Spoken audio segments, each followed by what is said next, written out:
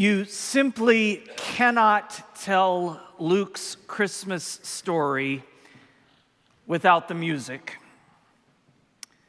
Mark sends us into the weariness of wilderness where the voice of a prophet cries out. Matthew gathers the whole family and then whispers a promise into Joseph's ear. But Luke makes melody the method that moves his narrative along.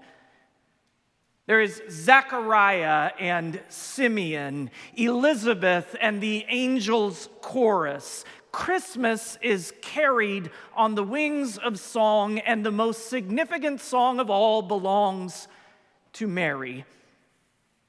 My soul magnifies the Lord. Mary's Magnificat is a psalm of gratitude for the promise of a baby's birth.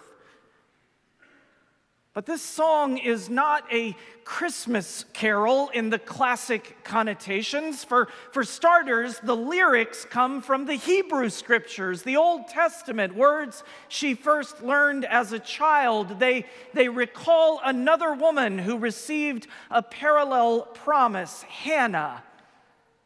After learning that she would bear a son, sang what she could not speak. Her child, Samuel, signaled the beginning of an uprising against the disorder of a world gone astray and a people held captive. She sang of salvation, and so does Mary. But do not be mistaken, this salvation, this redemption is no otherworldly vision of a distant, imagined, ethereal future. It is a song of descent set in the present, set down in a world stacked against the one who sings and countless others like her. She, Mary, is a peasant girl from a tiny village, soon to be burdened by the blessing of bearing a baby of uncertain earthly origin. She has no resources to care for this child. And still she praises God for honoring her. Why? God's messenger has spoken to Mary. She has trusted his word. She has believed God's saving power, and that this power is not just for souls, but for the bodies that hang in the balance when those with wealth and influence selfishly seek more of both. Listen to her words. God fills the hungry not with hope, but with food. God gives them a place at the table. In this way, the Magnificat of Mary is an overture to Luke's gospel, setting the stage for the whole story. The searing sermons of John the Baptist, the Beatitudes her own son will speak later. Mary begins the process of turning our expectations upside down, and she starts with the definition of blessing itself. Blessing.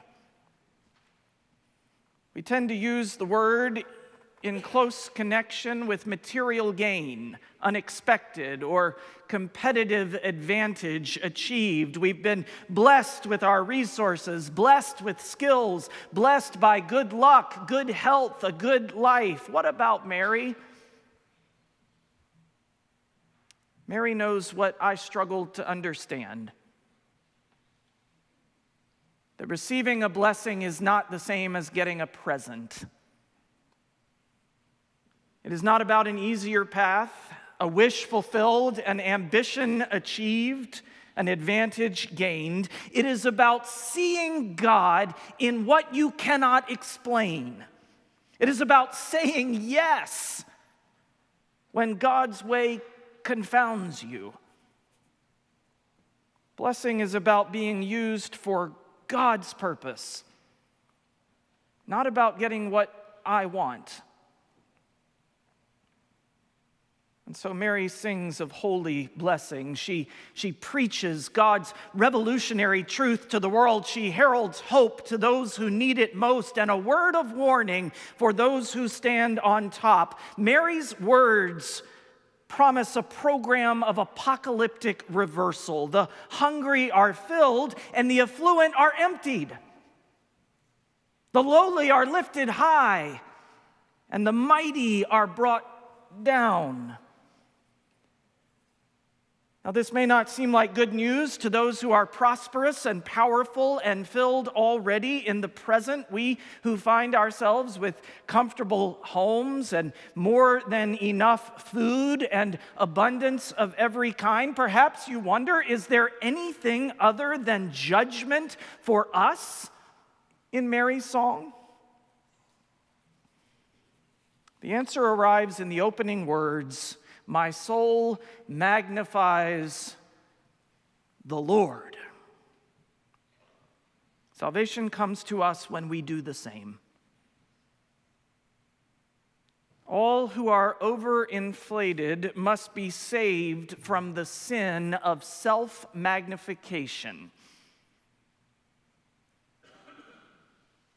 When we turn our eyes and our hearts away from ourselves and direct them toward God, we will receive mercy. Mercy waits for us too. When we say yes to God's way, we too can be saved. Listen, to be blessed is to be used for sacred purpose.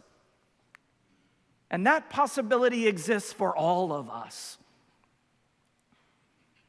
Mary's song insists that our salvation depends on the well-being of all God's precious children. We are directed to release our deadly stranglehold on money, possessions, and power, recognizing that these are all idols that will never fill our empty hearts with holy purpose. We are called instead to trust the abundant grace of God.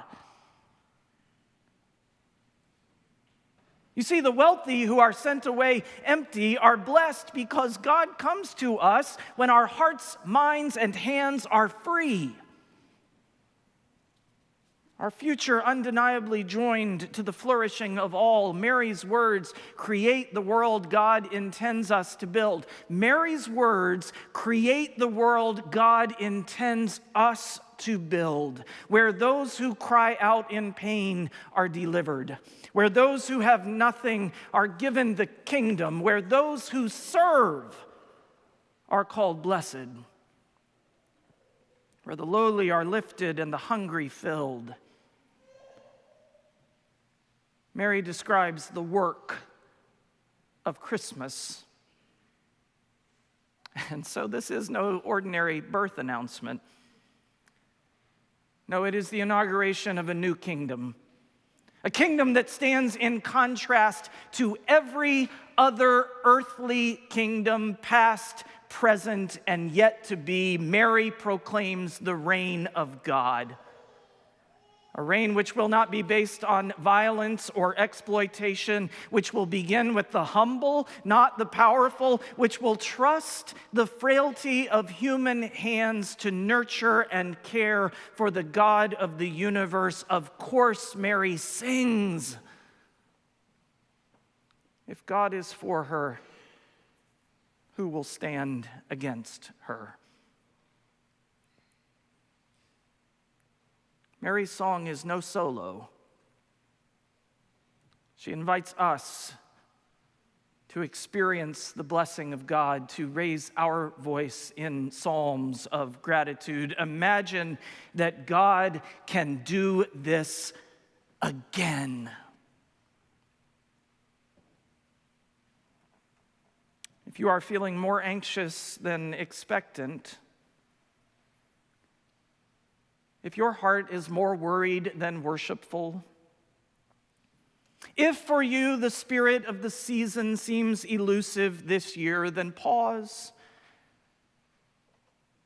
Pause to ponder the possibility that God can use you.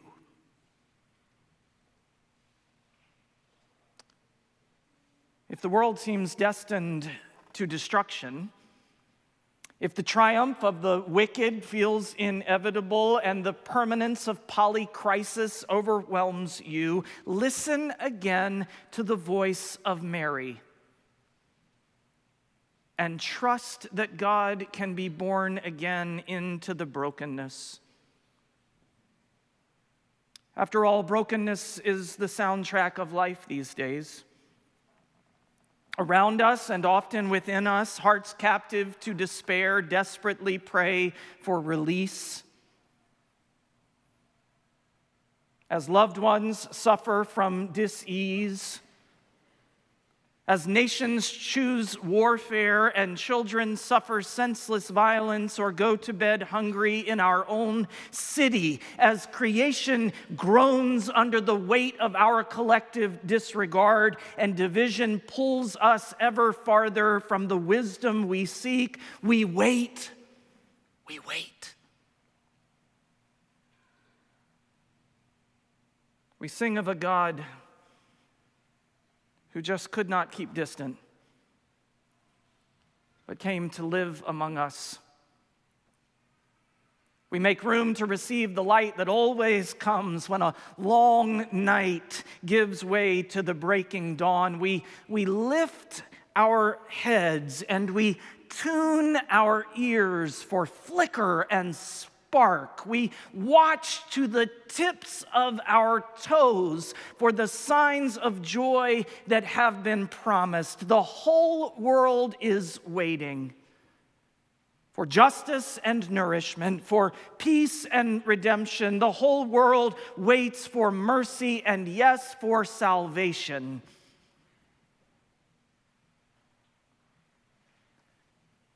So while we wait, let us work.